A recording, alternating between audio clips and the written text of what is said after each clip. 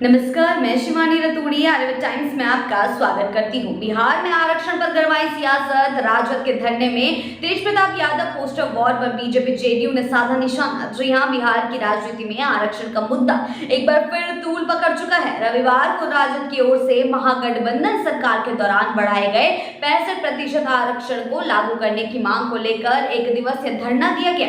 इस धरने में पार्टी के कई बड़े नेता मौजूद रहे, लेकिन इस पूरे आयोजन में एक अलग ही राजनीतिक बहस ने जन्म ले लिया।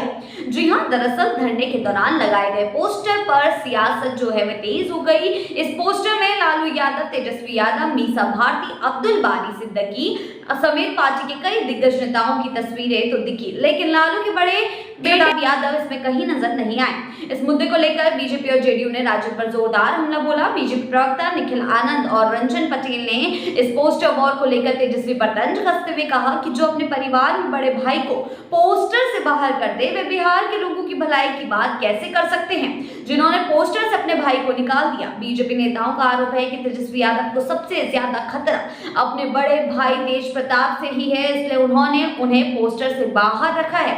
उन्होंने कहा है कि राजद नेता सिर्फ अपने परिवार के लिए आरक्षण चाहते हैं, ना कि समाज के वंचित वर्गों के लिए। वहीं जेडीयू प्रवक्ता अभिषेक झा ने भी इस मुद्दे को उठाते हुए कहा कि राजद में वंशवाद की राजनीति इस कदर हावी है कि अपने ही परिवार के सदस्यों को दरकिनार किया जा रहा है। तेजस्वी को अपने भाई पर भरोसा नहीं है तो जनता उन पर कैसे भरोसा करे। बीजेपी और जेडीयू के हमले के बाद पलटवार किया है। राजद प्रवक्ता शक्ति सिंह यादव ने बीजेपी को आड़े हाथों लेते हुए कहा कि बीजेपी के पोस्टरों से अटल बिहारी वाजपेयी, लाल कृष्ण आडवाणी और मुरली मनोहर जोशी क्यों गायब रहते हैं। राजद के पारिवारिक मामलों में बीजेपी को इतनी दिलचस्पी आखिर क्यों है।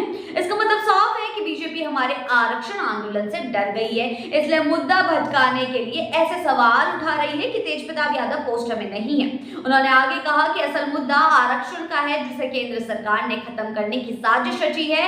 16% आरक्षण पिछड़े और अति पिछड़े दलितों और आदिवासियों के केंद्र सरकार ने चुरा लिया है। बिहार में 65% आरक्षण को फिर से लागू किया जाए, यही हमारी मांग है। इस बीच राजद के धरने में शामिल तेजस्वी यादव ने भी केंद्र और राज्य सरकार पर जमकर निशाने साधे हैं, जमकर उन्हें सुनाया है। उन्होंने कहा है कि अगर आरक्षण लागू होता है तो हाल ही में निकाली गई 51,000 सरकारी नौकरियों में 8,222 पद पिछड़े और अति पिछड़े वर्ग के उम्मीदवारों के लिए आरक्षित होते, लेकिन सरकार ने इस वर्ग के हक को छीन लिया। हमारी मांग है कि तमिलनाडु की तरह बिहार के 65% आरक्षण को 9वीं अनुसूची में डाला जाए, ताकि इसे कानूनी सुरक्षा मिले और कोई अदालत इसे चुनौती ना दे सके। जी हां, इस तरह तेजस्वी यादव ने दावा किया है कि राजद इस आरक्षण की लड़ाई को अंत तक लड़ेगा और इसे मुकाम तक पहुंचाएगा। हमारी पार्टी का हर कार्यकर्ता गांव-गांव जाकर इस मुद्दे को जनता तक पहुंचाएगा। बिहार में आरक्षण को लेकर पहले भी कई बार सियासत गरमाई है, लेकिन इस बार चुनावी साल में इसका असर और गहरा होने वाला है।